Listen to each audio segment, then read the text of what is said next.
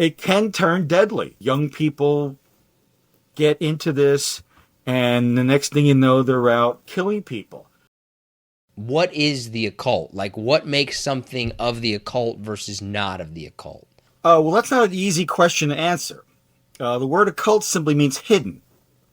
Everybody thinks it has some sort of mystical, magical meaning to it, but it just simply means something that's not hidden or is hidden. If you consider religion an occult practice, then there's tons of it.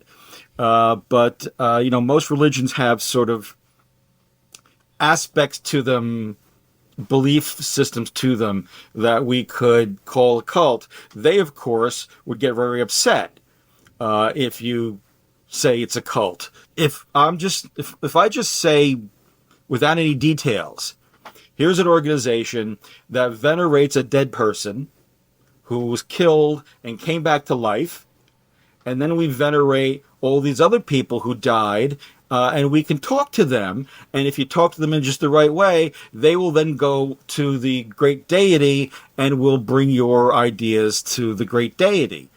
And everybody, was, oh yeah, okay, that sounds like the occult. And then I say, well, that's Christianity. Oh no, that's not the occult. So it all depends upon kind of our position here. Now, in the Americas, in North America, you don't really get the embracing of this thing we vaguely call the occult in a way that happens in other places.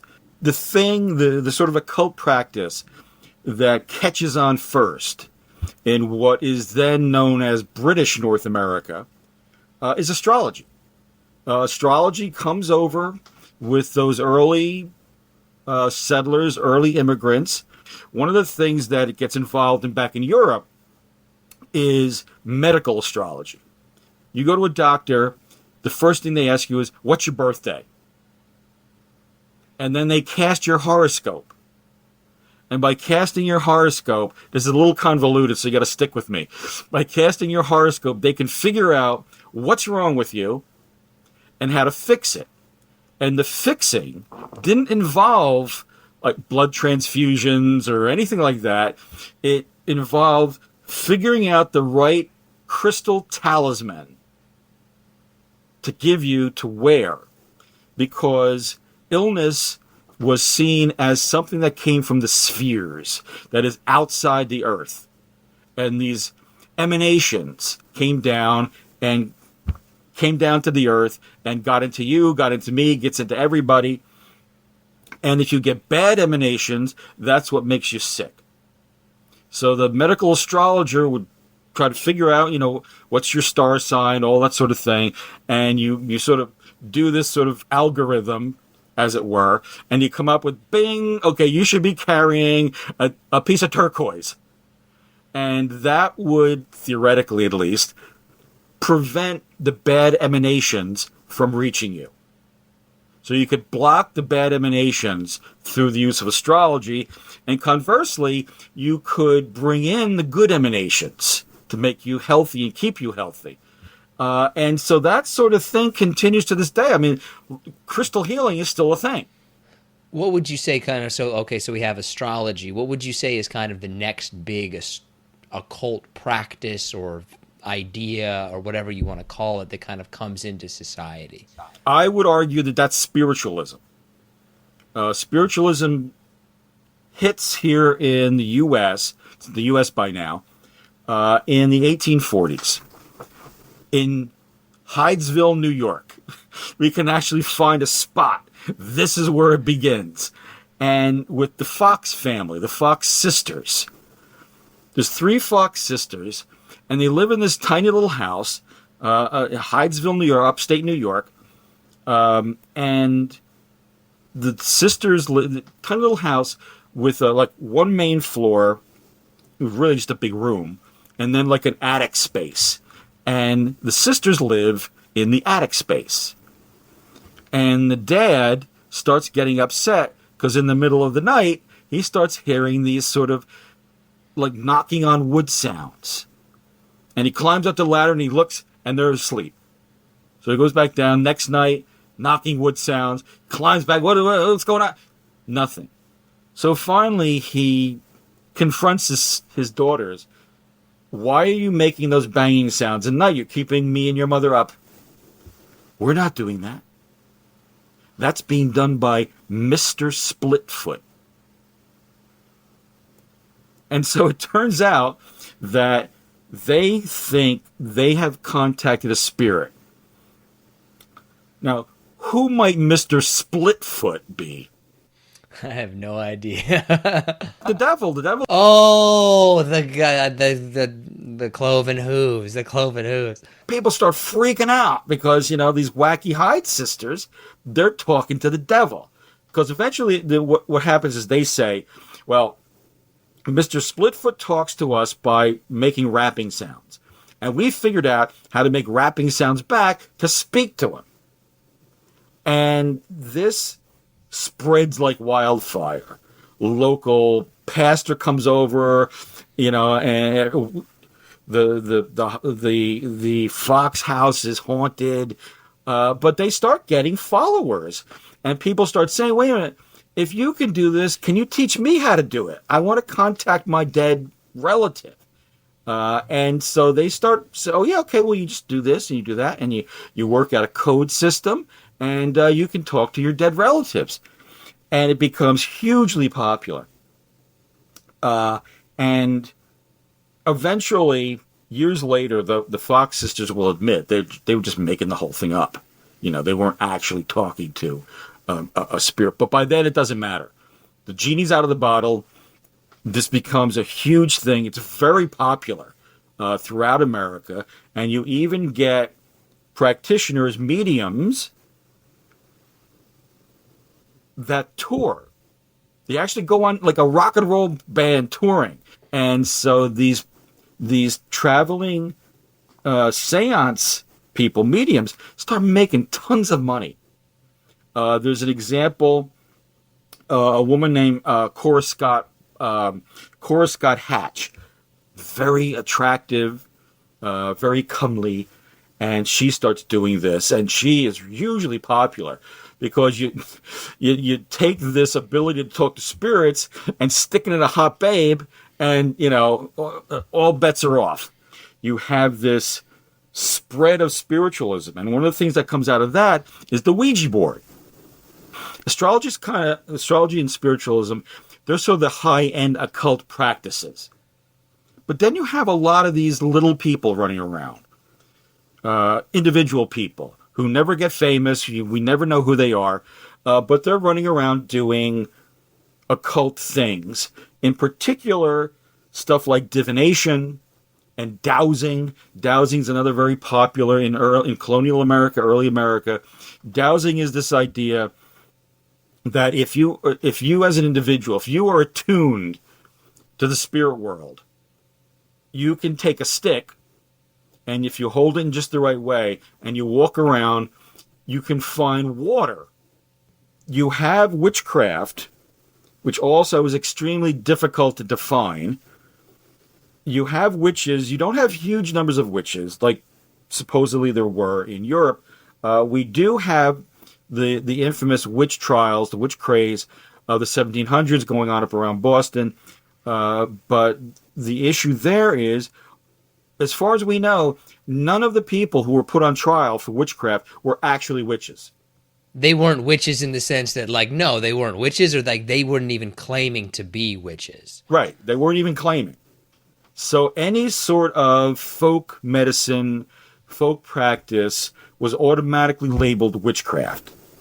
So if you, again, remember that this is a time in American history where people don't live in cities. There's very few doctors around. There are no medical schools in the U.S. at this time. So if you wanted to really become a doctor and go to medical school, you had to go overseas. So most doctors in North America were self-taught. Women mostly, because this seems to have been mostly a women's profession, if you will. And they start writing this stuff down. And so they start creating what we call today spell books. Back then they were called grimoire. You have to say with an outrageous French accent. And this these books, they would write stuff down, and this is how you take care of this. Oh, and this is how you make a really delicious cake. And so you start to get these spell books that are part occult medicine, part astrology, part cookbook. All of our modern cookbooks basically evolve out of these occult witches spell books. And we don't think of a cookbook today as as some sort of sorcery, but that's where it all comes from. And so it's in that way that occult practice spreads throughout U.S. culture. But the witch trials in the 1790s in Boston are not really, 1760s, are not really about witches. It's about stealing land. Because if you don't like your neighbor, right, and your neighbor has a nice piece of land and you want to buy it and your neighbor won't sell it to you, all you got to do is go to the authorities and say, my neighbor's a witch. I've seen him flying around on a broom. They get arrested. They get put in jail. They get put on trial. And even if they don't get executed by the state, by the time they come back, you have bought their land. So by making accusations, you get... It's no different today than accusing someone of being woke. It's not about the stuff. It's about labeling someone you don't like as a bad person. But luckily, the witch craze here in America doesn't really reach the kind of homicidal, genocidal levels it does in Europe. Hundreds of thousands of people are executed in Europe for being witches. And werewolves, too. Most people don't realize there were actually werewolf trials in medieval and early modern Europe. Now, jump forward. Throughout most of the 19th century, occult practices were done very privately, but into the 20th century, especially post-World War II, you start to get a kind of resurgence.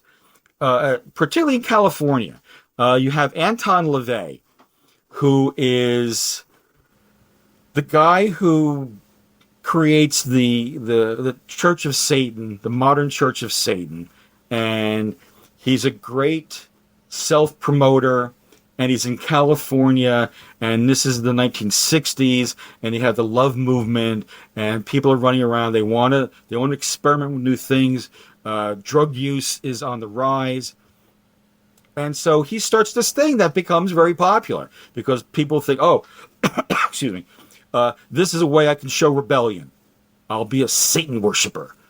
The problem is Anton LaVey and his people, they don't really think Satan is real. To them, Satan or the devil, whatever you want to call it, is a metaphor for rebellion against conformity, as a way of expanding your consciousness. But people who don't understand that, they think they're really actually worshiping Satan, worshiping the devil. What most people today, what they think is the occult isn't really. They've gained most of our modern understanding, or thought to be understanding, of occult practices of witchcraft, devil worship, is all from the movies. Yeah, that's what kind of the impression that I got, right? Was a lot of this stuff is more a creation of the media than what is actually being practiced. Right, of course. What would you say that occultism kind of in practice, like what does that look like today? Well, it doesn't really look like most people think it does. They're not sacrificing virgins on an altar, in some hidden dungeon. The vast majority of occult practitioners today, you wouldn't even recognize them because they look like everybody else. There's a lot of spirit belief that you can achieve a kind of oneness with the universe by chanting certain prayers. And again, the crystal healing thing is a major holdover from those early days. And so that's why if you go into, a witch store, what are they selling mostly in the window? Crystals. Because it's still believed that the crystal can be something to sort of focus energy, pull in the good emanations, chase the bad emanations away. Today's modern occult practitioners don't really fit the stereotype, the movie, TV stereotype. And anybody who does is faking. Yeah, they're putting on an act, right? Like it's more for the attention aspect of it. Right. That's why you get these groups. They're usually teenagers who start we're going to become Satan worshipers, and we found an old house somewhere in the woods, and we're going to go in there, we're going to paint pentagrams on the wall and do all this stuff. And it's about self-empowerment. The people who often do that fake sort of Satanist witchcraft stuff, they're people who feel they have no power in the world. How do I get it? If I worship Satan, I can get power. If I become a witch, I can get power. Real witches don't do that, because that's not what they're about. And the problem with that is, unfortunately, like, we can sit here and sort of laugh at it a little bit. Oh, Satan worshiper, tell Satan I said hi next time you're talking to him. It can turn deadly. We have a number of cases where young people get into this, and the next thing you know, they're out killing people because, well, Satan wanted me to do this. If you remember, some years ago, there was the infamous Son of Sam. Yeah, New York. Right? And they catch the guy, and I was talking to a dog, and I'm a Satanist. I'm doing all this stuff. It turns out, people looked at this and they said, "Oh my God, this is just the tip of the iceberg." There are these satanic groups. We even call it the Satanic Panic. It happens here in America, and it happens in England as well. This has got to be part of a much wider conspiracy of people doing terrible things. And the next thing you know, you have, researchers, journalists who are taking every single weird murder case and looking, they were part of this grand conspiracy. Charles Manson's part of this thing. And, every weird, disturbing murder they can find, they somehow hook it up to this. Why do you think, though, that some things, right, okay, even if it kind of sounds like a very similar thing between the occult and religion, why do some things get classified as the occult and some things get classified as religion? Because we do religion, you do the occult. It's that simple, right? It's not who's doing it. It's not what they're doing. It's who's doing it. If we do it, it's okay. If they do it, it's wrong. Is there any kind of fundamental difference that you would say, okay, these two things seem the same on the surface, but underneath there is something that people just feel differently about? I'm a historian. I'm not a psychologist, so I don't really have the training or the skills to really explain that. But take any religion, take the names off of it, and just say, here's the fundamental structure of what this religion does. And compare them. You can't tell the difference between, even a mainstream religion and the occult practice, witchcraft practice. It's all fundamentally the same. The practitioners are trying to gain some connection to the divine. One of the things you notice about religions in general, whether it's the Western Abrahamic religions, Judaism, Christianity, or Islam, or Eastern religions like Buddhism or Hinduism or Shintoism or Jainism, it's all about knowing that we humans are, until we meet real space aliens, and we haven't yet. Sorry I had to break that to you, but there's no evidence space aliens have ever come here. That doesn't mean they're not out there. They just haven't come here. Until we find out that there are really space aliens, we're it. And we humans, we are the worst creatures in the universe. And when we're not doing horrible things, we're trying to figure out how to clean ourselves up so that we can contact the divine. That's what most religions are about. That's what witchcraft is about. And, you know, we want to somehow shed this horrible, awful, mortal life of ours and find something better in the spirit world, in heaven, in nirvana, you know, wherever you think the place to be is. That's what we're trying to do. And they all basically take the same approach. Clean yourself up, get right with the spirit world, and you get to go to heaven or whatever. I think it would be really difficult to explain to somebody what's the difference between a spell and a prayer. Right. I guess, is it more based on, right? Like, I always kind of go back to the metaphor of high school, right? Like, the cool kids in high school are religious and the weird kids are occult. There you go. Is it that simple? I think it is. You know, that's stupidly, idiotically simple.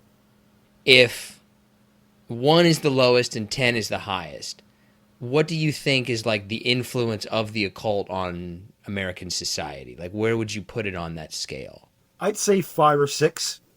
Is there any evidence, though, that following the occult path takes people to a place that following the religious path does not? I don't think so. I would say mainstream religions, at least, like I was raised in a mainstream religion, but there's a hope there. Is there the same kind of hope in occult practices? Yeah, I think there is. That's why they do it. It really isn't any different then. I don't think so. I mean, there's probably a lot of very devout religions listening to this right now, screaming at me on their computer. But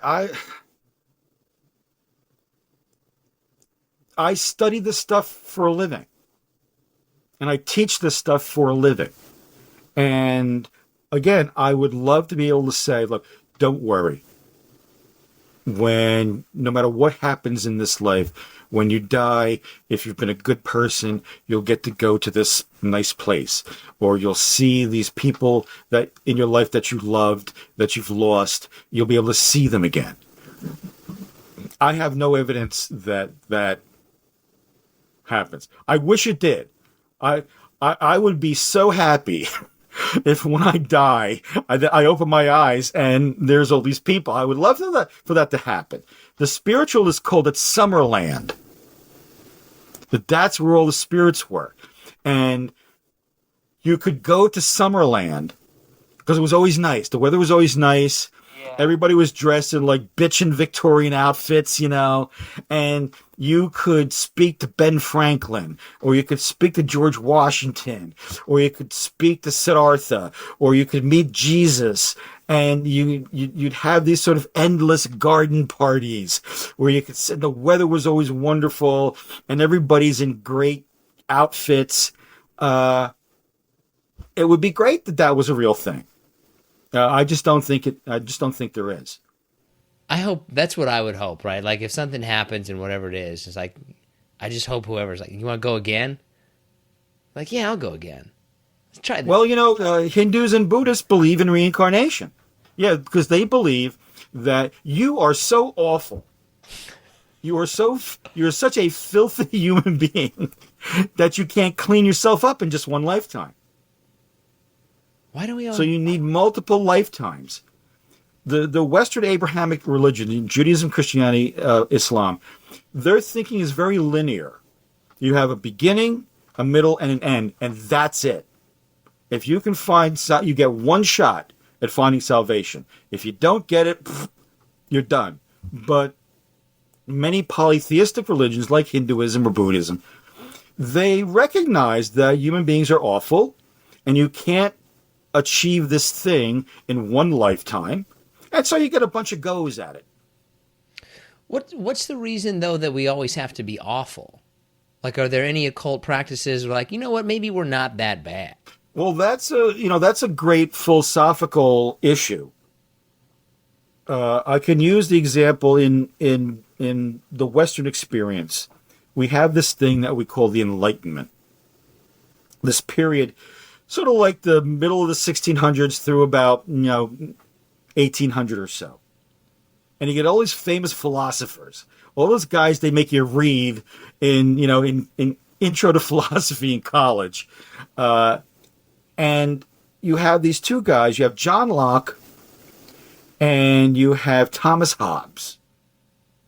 And they're often held up as kind of the poster children for this question. Locke said, human beings are born basically good. And if people are left to their own devices, they will behave well. Hobbes said no. People are basically awful, and they will stab you, shoot you, rob you. They will kill their mothers for 50 cents.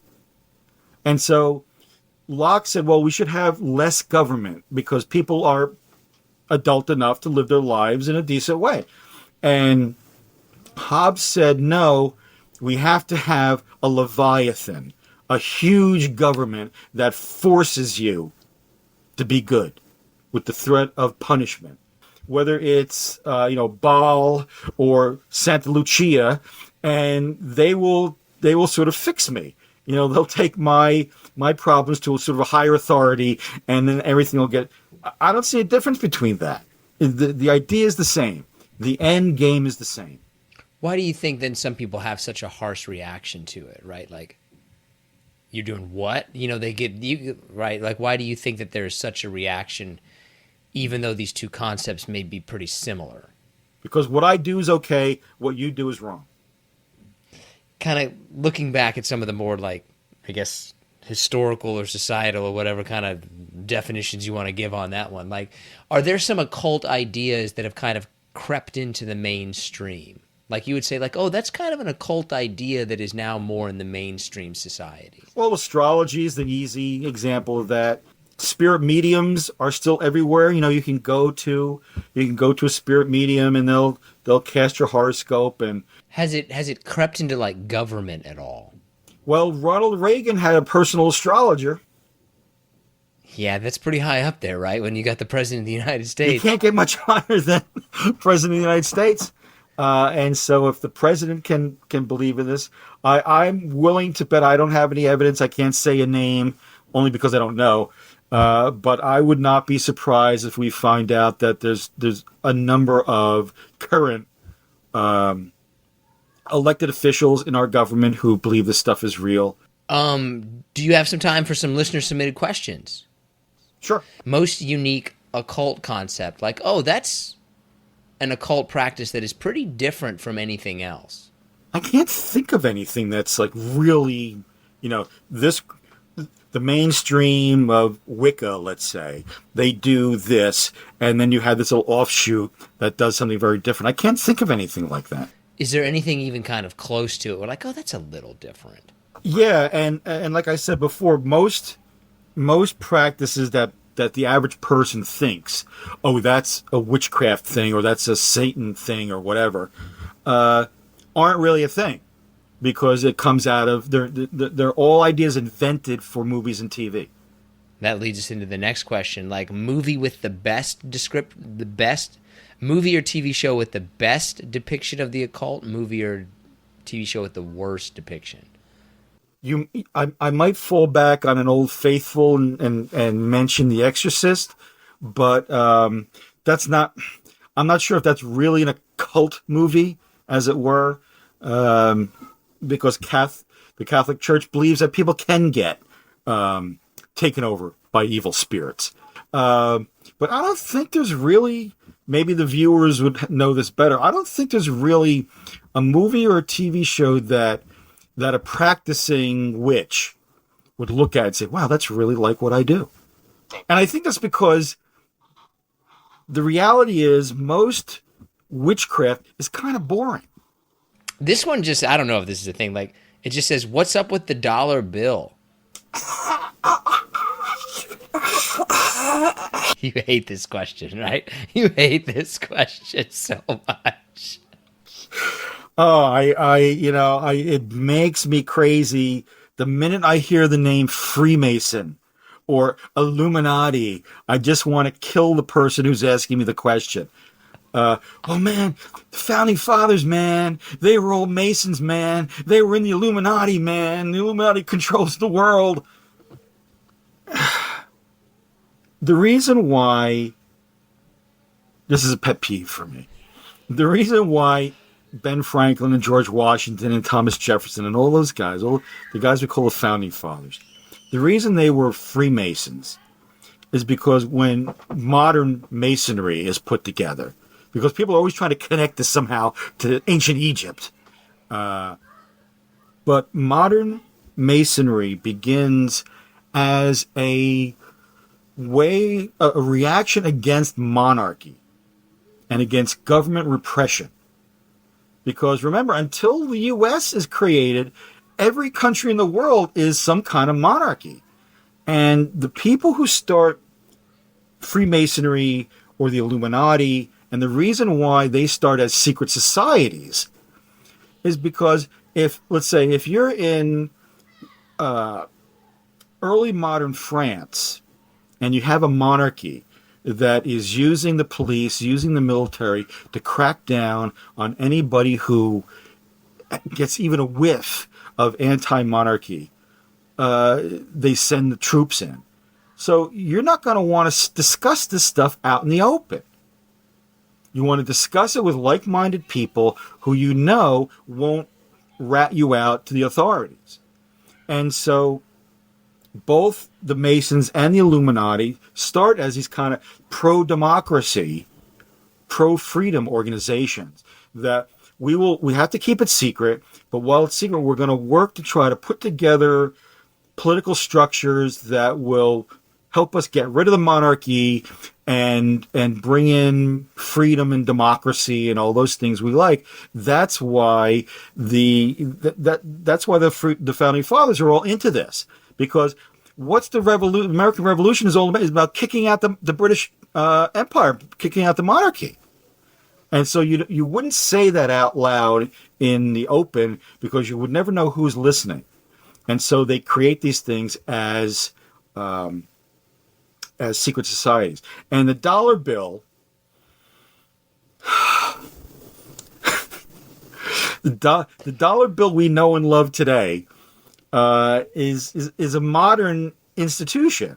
It's basically a 20th century invention. And so you have all these people running around who want to tell you about, oh man, there's all this stuff. It's secret coded stuff in the dollar bill, man. If you fold the dollar bill up just the right way, it shows Solomon's temple, and that's where the Ark of the Covenant was. And it makes you crazy because it's all nonsense. That's exactly what the Illuminati wants you to think, though, isn't it? You cracked it, dude. Can't fool me. I'm no sheeple. It's kind of the last question we got, but basically, where do you think that the occult goes from here? Does it fundamentally change? Does it start incorporating robots and AI, or is it same thing? I don't know. In my late partner, she was also a historian. Her area of especially was the history of robotics, and within the world of robotics, there's this concept of the singularity. And the singularity is the idea that the way technology is progressing, it will get to a point in the not that distant future where we can take, depending upon who you talk to about this, take your brain and stick it in a robot. And so who you are as an individual, as a person, will be in this machine. And so the machine will last, and if the machine breaks down, you can change parts and things. But humans and machines will essentially kind of merge together. And there are some roboticists who think this is a real thing or can be a real thing. There are some who say, no, that's crazy. You're never going to really be able to do that. But that might be the next phase of this. Is the practice of the occult, would you say that is more popular now than it has been in years past? Going up, going down, staying the same? It's probably staying the same. It sort of has a level. Sometimes it goes up a little bit. Sometimes it goes down a little bit. And Maybe like, oh, go ahead. oh no, I was just going to say, I know I'm not an occult practitioner. I'm not a witch. I'm not a sorcerer of any kind. But I've known and still know some people who actively engage in this behavior. And of all the people I know, they're the nicest. At what time period would you say that the occult was biggest, and like countries where it is the biggest? Since the fall of communism, for example, I think sort of occult ideas are seeing a little bit of a resurgence in Russia and some of the Slavic countries. In Africa, there's been this kind of surge throughout the 20th century, and unfortunately has taken on some really awful aspects. Several years ago, there were a series of murders in Africa of albino people, because the idea spread that albino people are somehow, wizards and sorcerers. And so these poor people are, being chased around, hacked to death because of some idiotic belief system that isn't, that doesn't mean anything. And so there are places like that around. I think probably that kind of stuff currently sees most of its popularity in Africa. And it's like the teenagers getting into Satanism. They have no power. They've been, spit on their whole lives. Here's a way I can gain some little bit of power for myself. And I think that's a similar thing going on in places in Africa. Not everywhere, but there are these kind of pockets where people have come to believe these things that, okay, if you believe in Bigfoot, I don't believe in Bigfoot. I wrote a book about Bigfoot. There's no Bigfoot. But if you believe in Bigfoot, so what? It's not the end of the world. But there are some of these practices, some of these occult practices that lead to violence, lead to homicide, in no greater numbers, than Christianity does, or Islam does, or Hinduism does. But we tend to focus on, when the guy walks into a Burger King and shoots everybody with a machine gun and says, "Jesus told me to do this," that's horrible and it's awful. But if somebody walked in and did the same thing and said, "The devil made me do this, I'm a Satan worshiper," that's going to get all the headline. Is there anything that we kind of think that we missed, or what's kind of coming up next for you if people want to learn more? Well, you can go to my webpage. Just Google my name. You'll get my Kane University webpage. You can see the classes I teach. You can see the books I've written. The book that I just had come out is about myths and legends about who, really discovered America. And there's a lot of wacky occult stuff in there. And, I've written books on Bigfoot and on the Jersey Devil and an encyclopedia of pseudoscience, which has got a lot of occult stuff in it. And you can read I've done over the years, I've done a bunch of op-ed pieces on various different topics and articles that you can download for free. There's an article in there that I wrote a few years ago about werewolves, which caused the werewolf community of Brooklyn to threaten me. You gotta watch it. Like, even if it's that gives you a little inside view of my life. Wait, what's the occult thing about who discovered America? There are people who believe that that witches came to America before Columbus, that ancient Greek cult practitioners found their way here, all before Columbus. These are all stories about people who came to America before Columbus. And Carthaginians who came to Oklahoma, and that there's evidence there, and that Vikings came here. Not the Vikings that we know came here, because there were Vikings who did come here up in Nova Scotia. But there are sort of the other Viking belief system about, Leif Erikson and his homicidal sister Freydis, who goes around hacking people up with an axe. So there's some interesting stuff there. Columbus even said he saw manatees that talked. Leif Erikson said there are these creatures out of European tradition called the Scipodii. These are people with one giant foot instead of two little feet. Yeah. One huge, and they hop around on one. And Leif Erikson, according to the Vinland sagas, he saw one of these things hopping around, New England somewhere. And so, it's the focus of my work is on the relationship between amateur speculators and professional scholars. And so there's tons of that in the American discovery myths. So if you had your wish, like, what do you hope happens after you die? Oh, I mean, what I want to have happen is everything that I didn't have in reality, I would want in the afterlife. That's it? That's it. I mean, yeah. I mean, but I'd have to see what's happening. Like if I died, right? Like I wouldn't want to make that determination until I found out what the afterlife was going to be like. It is scary to think about, though. However, like, what if you do pass on, and it's just your soul? Like that's it. Like you're not even you. You're just like this floating ball of you. Like it is kind of interesting to think about what really happens when you do pass on. What if you're just stuck in the coffin forever? That'd be terrible, man. God, dude. That'd be the worst. Yeah. I mean, I obviously, eventually I guess if you're already dead, then you're just, no, that sounds terrible. That'd be the worst thing, right? That would be the worst thing, just to be there forever.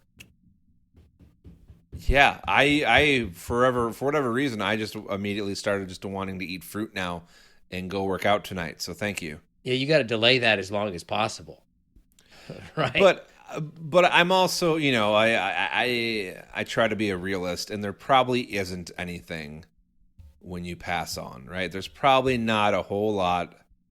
But like, what does happen? It's an incredible question, but I fail to see the light, so to speak. I don't know if there is something beyond just death. The only thing that I would really want, besides like the ability to see my friends and family again, I would like a review of my life. Like, oh, if you would have made this decision here, you could have done this. Or if you would have made this decision here, you would have been here. Like a post-mortem of my own life where we just go over like all of the different things that could have happened to me. I mean, I guess it all goes into do you believe in, is fate real? Is there a predetermined order of your life before you even get out of the vagina? I think so, in the sense that much of your life is predetermined by your genetics and where you were born. I think that there's fate in that sense. You're really kind of not changing that, right? Like you and I are never going to be pro basketball players. Yeah, listen, we don't usually go down this path very often with, life and things, but it is interesting to think. I don't know if you have everything when you're born. I feel the same way you do, that I think you're born into it, but I don't think you're born with an already predetermined, disposition, I guess. I kind of think that you are. I kind of think that you're born in a general direction, and that maybe you can make some choices that can change that. But I don't think that people, for the most part, are really super responsible for either their success or their failure. That you are always kind of gonna be in that one place, and maybe a twist of fate or a twist of luck got you here or got you there. But for the most part, I think that most of the formative decisions of your life are pretty much all decided by your genetics at birth and your environment at home. Well, I mean, like us meeting. If I never took the job, if you never took the job, what if we had just stayed in our hometowns? There would have never been Nick and John. Can you imagine that? The world would have been left without us as a team. There would be at least 5 people who would be disappointed by that. Everyone who voted for the Signal Awards. There had to have been at least 5 of them. We didn't get last. I know that we Nope. didn't get last, which is a major achievement considering that we're up against like Kevin Hart and the lady from Seinfeld and somebody on Netflix and Jon Stewart. Like when I saw that we didn't get last in voting, I was shocked. I actually think the last I checked, we were actually tied for second to last. We weren't even like second to last alone. Oh, so we could have been as high as third from the bottom? Yeah, technically we were, because there was a podcast below us, and then we were tied with another podcast for, whatever that position you want to call it. So if out of 6, so we could have been third out of 6. That's not that bad. Not that bad. Especially when, how many votes were casted? Like 200,000? I don't think it was all in our category. I mean, We're going 200,000. Okay. All right. Well, then probably anybody who voted for us was probably thinking it was something else. Or they were just ironic voting, which we'll take. Yeah. I'll take that. Nice big deep sigh out. Yeah. You got to breathe. I'm learning that as you get older. You got to breathe. How long do you think you could hold your breath? Like if I'm trying to like challenge myself? Try it right now and I'll time it. Okay. I mean, well, I gotta get a good breath in, so. Okay, go. Pinch your nose. No breathing out of your nose. Don't hurt yourself. Go until you kind of start to lose your breath. Because we don't have that much time. I've already forgotten. 20 seconds. You held your breath. There's 20 seconds. Made me laugh. No, I mean, I've challenged myself before just randomly. I've done a minute. I think the most I've ever done is a minute 15 dry. So wait a minute. How old were you? This is sometime within the pandemic. I don't remember exactly when, but were you around other people, or were you just like one day I'm going to see how long I can hold my breath? Story, man. I don't really want to tell where I was and why I did it. Why not? What were you doing? Because it's lame and it's not that great. It's actually kind of pathetic. Okay, well then go ahead and tell us. I was laying in bed and I was trying to fall asleep. And I was like, man, I'll try. I don't know. People count sheep. Maybe I'll see, maybe the less oxygen in my brain will cause me to go to sleep. I don't know. So you timed it though? I did. Yeah. Yep. Did you fall asleep afterwards? Did it work? I mean, I'm guessing because I woke up the next morning. I do find it, speaking of that, I do find it interesting that your body is so reactive and smart that it will not let you, choke yourself out or like not breathe. Like it will eventually, your body will force you to breathe. Yeah, I mean, if you is that what happened to you? No, and I think I know where you might be going with this. And no, it was not asphyxiation erotica or whatever that is. That's not where I was going at all, but apparently you've been down that road before. So no, it's a return trip. First off, I've actually had this conversation before, and I mean, you better get a big old knot and a very sturdy door frame to hold me up because I'm taking whatever down. And listen, I'm not making fun of people who have died that way. That's unfortunate, but I'm just saying, as a joke to myself, that it better be a pretty sturdy something or I'm taking the whole wall down. Yeah, you're not going to do it on a clothes rack. It's got to be like an I-beam. Fucking clothes rack. It's got to be it's got to be structural. I will say this. I did feel a little better about myself just this past weekend. We had a birthday party for my oldest daughter. She turned 5. And we had like a huge bounce house. And I got in the bounce house and I could actually bounce in it. So, Man, did you launch somebody? I did technically, yes, but I more or less threw them because I've learned this. This was our first like big birthday party. We had like 30 kids at my house, and once they get one parent in the bouncy house, that's it. I became the bouncy house parent. So this one little kid, he kept like getting on me. I just chucked him out of it. You threw a child out of the bounce house? I did. Don't come into my bounce house, kid. Don't do it. Yeah.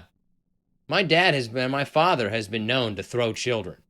He's thrown to multiple children, which is an odd thing. Not even including me, like other relatives, I've seen him throw them. Isn't he a doctor too? Yeah, I guess he knows they're going to be okay when they land. Right? That'd be all right. All right, let's give some shout-outs here. We'll start with Dwayne Blau. What if you get there and he's just like, I just don't like your face? I don't. That's the thing with God, though, right? He's supposed to be all-encompassing. You know, it doesn't matter your appearances if you lived a good life or not. Yeah, but what if they're just like, I don't think so. What if you're like that one poor bastard a day where they're like, we're just gonna say, nope, that guy has an ugly face. Right, they got a limit for that day, and you're just not quite good enough on that day. Like, you might have made it in on Tuesday, but you're not making it in on Wednesday. It's a BOGO, 2 for 1 on Thursday. Right. For people with ugly faces. Like, you gotta wait your turn. Okay. All right. Let's see. Dwayne Blau, Ray Gerchuru, Mahmoud Khalif, Jowl Apollo. All right. Carlo Mantuano, Pedro Cerda, Calvin Shaw, Stella Gibbons. Stella. No, Nothing, all right, got it. Nothing from me. Doesn't surprise me. Seth Thorson and Don Johnson, but not the Don Johnson, I don't think. Oh, I bet he hates that. Also, not enough Calvins. I could do more with some Calvins in the world. I think there should be a few more Calvins around. Whatever. We actually have a college here in Michigan, not too far from Metro Detroit, that's named Calvin College. So I get plenty of Calvin. Okay. But there are people who go name Calvin. Do you know a lot of people named Calvin that go to Calvin? I know 2 Calvins, actually. I don't know any, personally. Well, guess that's your problem. All right, so we're going to try something a little different here. Okay. I didn't actually come up with a name for this segment because I don't know, but we're going to try it out. Okay. So, and I'm not really sure what you're going to think of this, so if you hate it, we'll stop. But, so I wrote down on my iPhone here like 5 or 6 things that I want to know as an adult. 1, if you can do them, and 2, if you should know how to do them as an adult. Oh, okay. All right. Sounds promising so far. Yeah, we'll see here. All right. So I already know what you're going to say to this, but remember, it's not about you. It's about other adults. So first one here, and once again, I want to know if you can do it, and then if adults should be able to. So first one here, pair wine to a meal. Oh, I don't think that most people should be able to do that. I think that you should have a basic knowledge as of what is red, what is white, what is whatever. But I don't necessarily think that you should have an in-depth knowledge of what goes with what. I'm perfectly okay with somebody not knowing that. Can you do it? No, I don't like the taste of wine.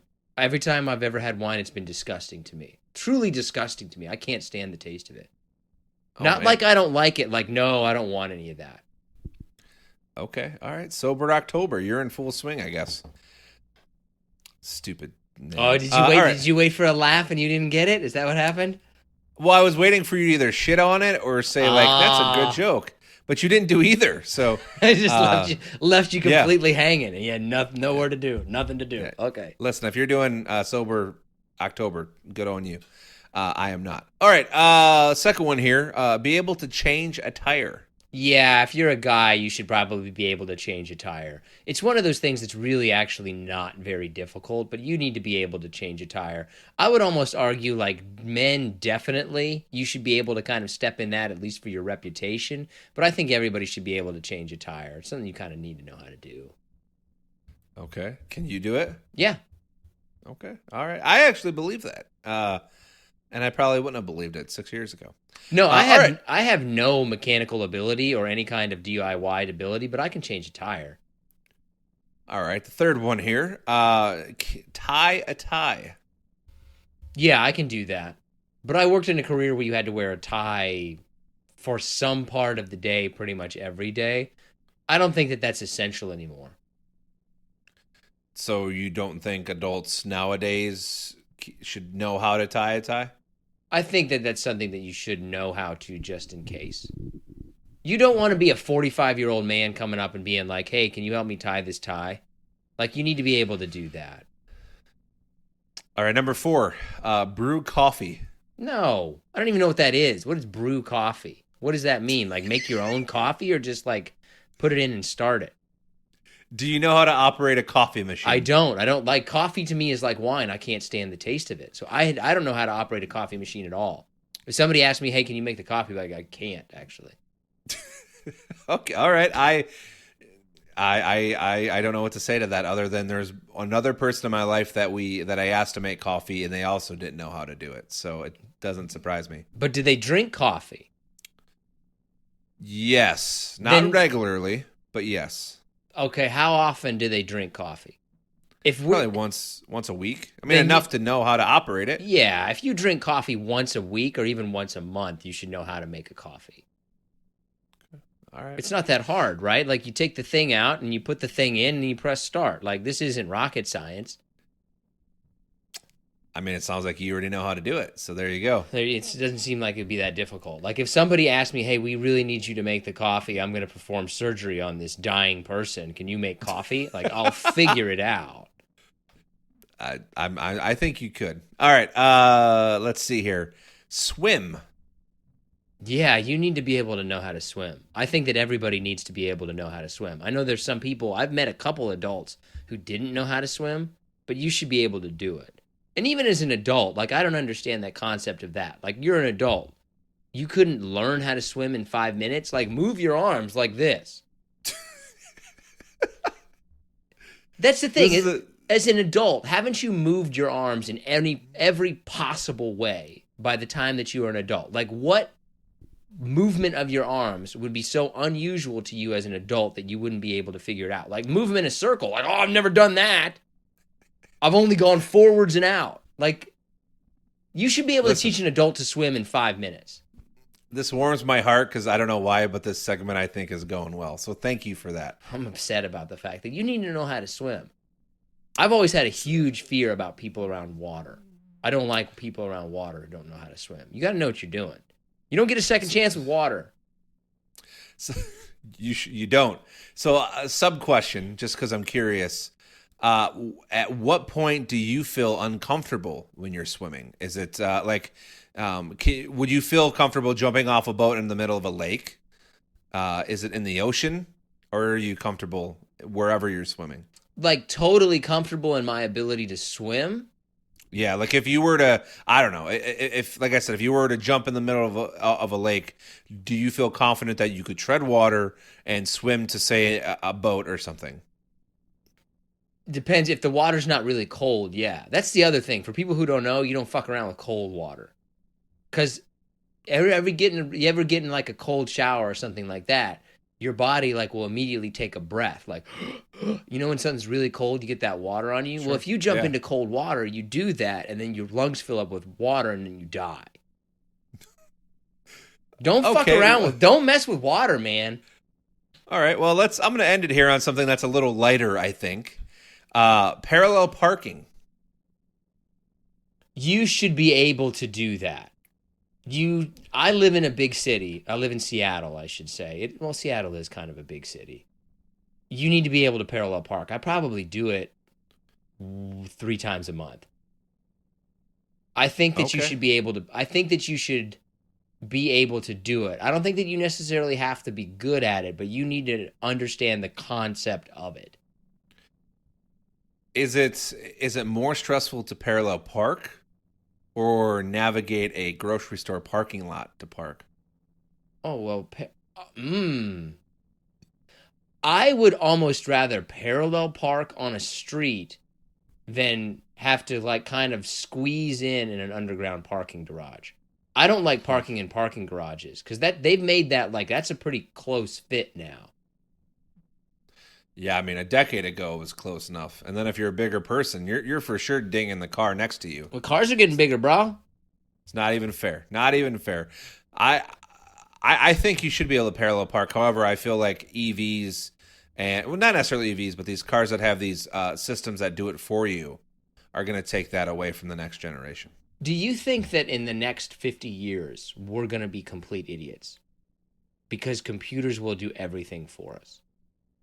Yeah, I mean, I think And I'm as guilty as the next person. I mean, there are some things. I don't remember the last time I had to do real math. Like I just bust out my phone and I just, what's 20% on this tip, right? Like I don't think about it.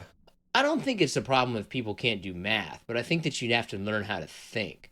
That would be the thing that worries me, right? Is like we're going to start to forget how to think. Like, oh, how do you figure that out? And nobody's used to it if the computer can't answer the question for you. You could argue that the generation below us, or generations, already don't know how to think. All they do is communicate with their text messages. I'm okay with that. That's just a different way of communication, right? Like, we didn't write letters. Do you write letters? It's not like grandma and grandpa over here complaining like these kids today don't write letters to each other about everything. No, because I can call you. Maybe I do like to write letters. That's fine. But don't judge the new generation because they're not writing letters anymore. Adapt to the technology. It's not what I was. It doesn't take anything